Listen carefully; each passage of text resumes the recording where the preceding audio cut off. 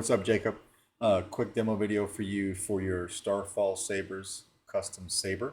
Um, this is installed with Proffie. It's got a dual crystal chamber. You've got brass Phil Guinness tactile switches here, and then you've got CC sabers in here for your lit PCB. This will come with an Allen key, but for the sake of this demo, I started with just loosening this already. So what you do is come loosen this guy right here on the brass ring, not this one. Okay, but when you do that, you can pull your handle right off. And what you've got here is you got your dual crystal chamber. So the top is a real quartz crystal, the bottom is a Noah Drew holocron marble, and this is your chassis, obviously, right? So you got your Proffie board here, easy access to your SD card and your micro USB. You never have to move the board. 28mm Smuggler's Outpost Elite speaker, and then you have a removable battery set up too. What I did was I put one sound font on here. I will typically do that for people who know their way around Proffie and it has multiple blade styles. I'll put one sound font on, a copy of the config on the SD card so you can see what I did. There's three blade styles for this guy. You've got your main blade, and it goes in order on the config. Your main blade, the quartz crystal, and then your Noah Drew holocron marble. All right, and they all do a little something different. So if we were to turn this light off and put a battery in, just like that, I've got your top crystal pulsing until we turn it on like this. Now I made the bottom one flicker on the marble because I liked the way that it brought out the actual holocron inside the marble, but of course you can program it to do whatever you like. I found sometimes, let's turn this off.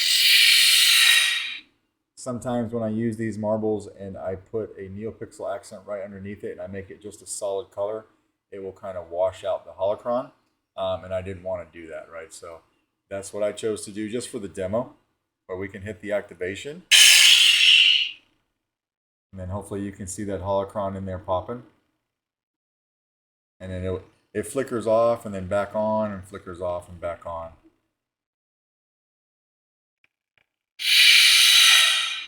When you're holding the saber upright, the switch on your left hand side is your activation and the right, of course, is your auxiliary. You'll notice on the actual sleeve, when you get it, it's hard to see on camera. You might be able to see that little indentation right there from the set screw in the handle. That shows you exactly where to line this up. So you just take the handle and slide it right on. We'll line up that little divot. Basically, these two set screws right here will line up. And then take the set screw or the Allen key that comes with your saber and just tighten down your handle, right? So this sounds really good. Auxiliary.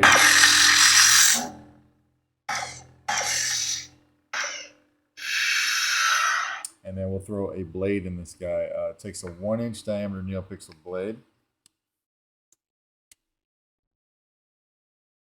Tighten this down real quick. One Allen key for everything. Okay.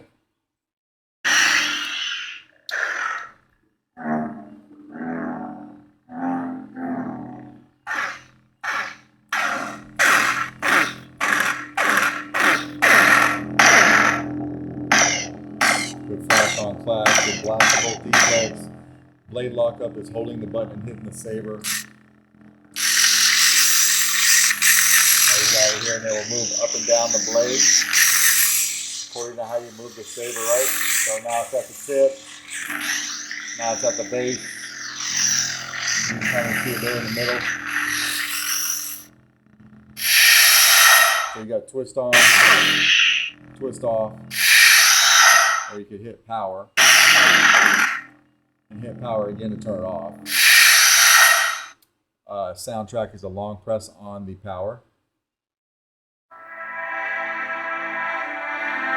And another long press to turn it off.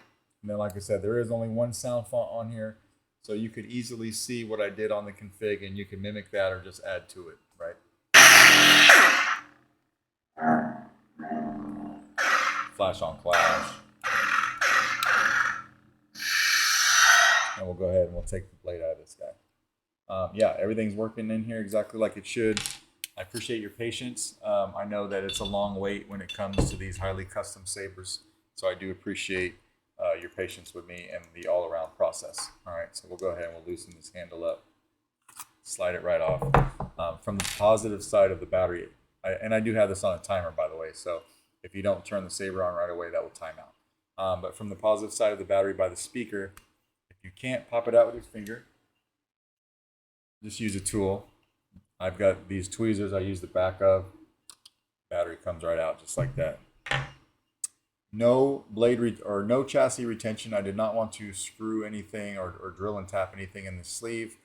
So what I did was I used E6000, and this has probably cured, for it's been in here for 3 days. Actually, I had all of it done except for one switch I was waiting on to come in the mail from Phil, and that came in this morning, and that's how I finished up the saber. But really, the majority of this and the E6000 and everything was done about 3 days ago.